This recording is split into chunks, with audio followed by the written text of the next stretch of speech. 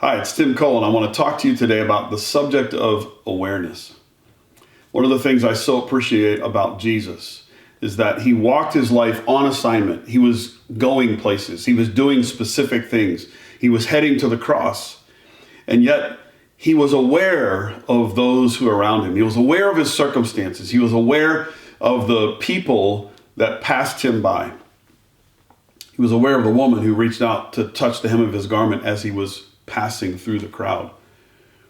Awareness is one of those critical things for us as believers to learn.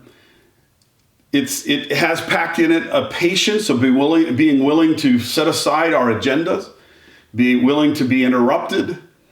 It has within it this prophetic sense, this connection with God, that we're not just on our own mission, we're on his mission. So if we're on a mission for God and we're going from A to B, in between A and B, God might allow us to be interrupted because he has a secondary mission that needs to happen in the process. And Jesus modeled that so well for us. It's this idea of being aware of who we are and where we are and whose we are, so that we're not caught up in the performance of having to get from A to B with our head down. And dear ones, I can tell you how many times my life has been defined by that. The pressure of the urgent, the tyranny, if you will, of the urgent. And we push ourselves. We've got a grocery list and we only have a certain amount of time. I get it. I know what it's like. And so we get our head down and we go.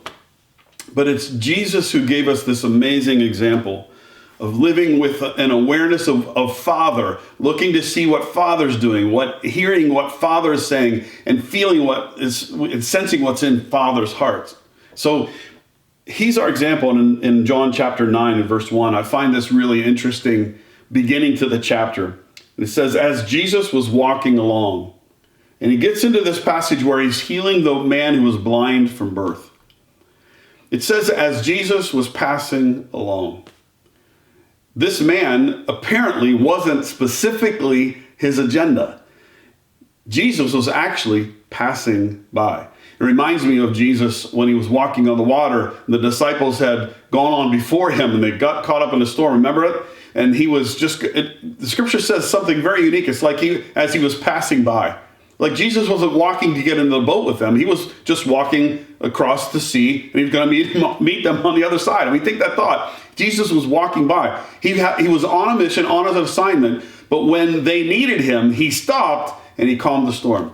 Does that make sense? It was his awareness of the surrounding. We could be on mission and on assignment, on target, and yet still allow God the flexibility, the privilege of interrupting our time because we are aware of him and we're aware of those around us. So as Jesus was walking along, he saw a man who had been blind from birth. Of course, we know this story ends with this man being healed. And I want to say to you, the commission that we have on our lives, the Great Commission, Matthew 28, go therefore and preach the gospel.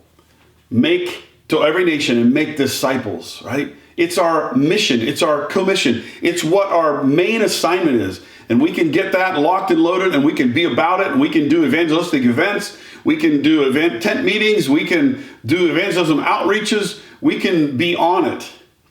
But what if we could be on it, on our way, and miss the man, the one who is blind from birth?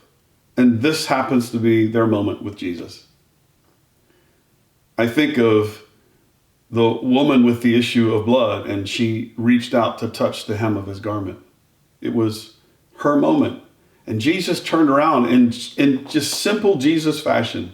He turned around and he said, "Who touched me?" Why? Because in that moment, he wanted to be with the one whose moment it was. It was her moment.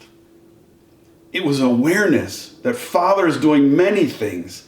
And Jesus, in his submission and in his surrender, he just wanted to be where Father was and do what Father was doing. It reminds me of the one man at the pool where Jesus went to the one man. We know that he could have healed all of them, but Father wasn't doing that. I mean, I know that can wreck our theology sometimes, and we just go pray over everyone. Well, you can do that. We have license. We've been licensed to do that. He sent him out to heal the sick, no doubt about it. But if we want the success rate of Jesus, the key to that success rate was not being authorized and empowered. The key to that success rate was being aware of Father, what he was doing, and aware of those around him. So Father was healing the one man at the pool. And so Jesus looked at him and said, do you want to be well? Do you want to walk again? Well, of course I want to walk. So he said, get up and walk. Pick up your bed and go home. So the man literally got up and walked. His miracle, it was his moment. And so Jesus was a man on a mission. He was heading to a cross to save all of humanity. And yet with that high calling and with that high purpose, he maintained this posture of awareness in the moment. What is God doing? What is my Father doing? And whose moment is it around me? And he gave himself to those moments in other people's lives so that they could have their freedom and their healing and their deliverance and their breakthrough and their salvation, their moment with God. Dear ones, as we go, that's the Great Commission. You know that in the Greek, it literally means, go therefore, it literally means as you go. It's the same principle in John 1 as Jesus was walking along. As he went, his awareness of his Father and the surroundings that his Father put him in allowed him to be sensitive, to participate in, and actually facilitate the moments of God in other people's lives.